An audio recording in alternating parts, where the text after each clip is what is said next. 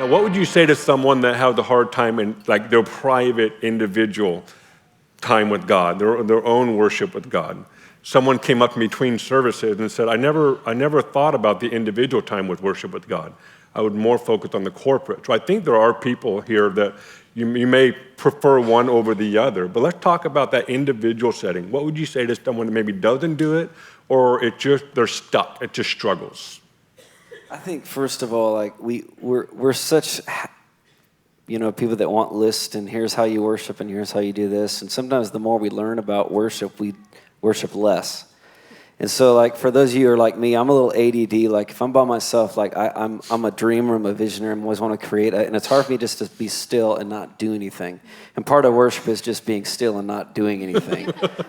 And that's tough. And so what I do is I just put I'll put a worship song on, because music is a tool.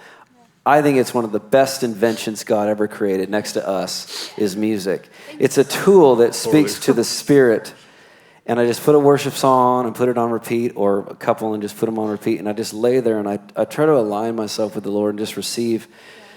And what starts to happen is my passion comes in line with His. Like Dad says, if you have 10 minutes to spend with God, spend 8 in worship and just adoring Him, and the last 2 in prayer, because a lot of times that last 2 minutes of prayer is going to change what you pray about. If it's on the tail end of worship versus on the beginning, it'll probably be more like complaining if it's before. But when you do it on the tail end, you'll gain heaven's perspective, and your prayers will be different. So for me, worship is all of the above. There's not words that really define exactly what worship is, because it's ever moving, it's ever growing. But for me personally, I put on a CD or song and I just worship.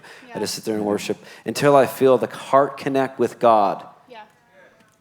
I think one thing that we've been talking about in our worship community is just having that fun time with God and enjoying Him. JP was saying this thing at team night last week about enjoy it and finding your joy in what you enjoy. So seems simplistic, but I feel like it's really refreshing to find what you love to do and do that with the Lord. Like maybe it's going on a walk or riding your bike or hunting or whatever that is, and that you just bring the Lord into what you love, because God loves what you love. He loves when you're happy. He loves when you're enjoying your life. So even identifying what makes you come alive and finding Him in that, I mean, that's such a special thing to do with God. I garden, and I have this garden, and I was just out there cutting the leaves, and God loves to speak to me out there as I'm doing that. Mm-hmm. So finding Him, maybe change what we think about worship as far as like, oh, it's just me singing, but enjoy God. And what does that look like? Benny has this book on prayer that is called The Happy Intercessor, and I highly recommend it, because it's about finding God and the relationship and the adventure of knowing God, the adventure of worship. And, for me, Stacy Campbell, who's a friend of the house and just a total mom in my life, said to me one time, she said, you're trying to pray and worship through this situation. I went through a really hard time a few years ago.